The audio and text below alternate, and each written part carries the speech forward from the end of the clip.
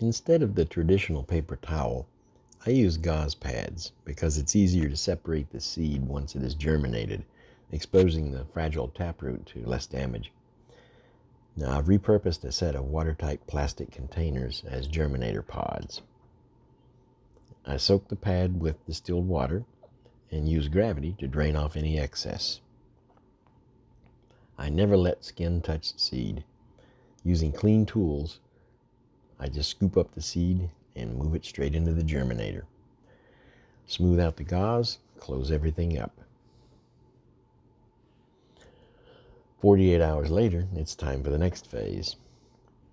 I prep the germination cup with enough vegetative phase solution to show a saturation ring of about 1/4 inch at the bottom of the cup.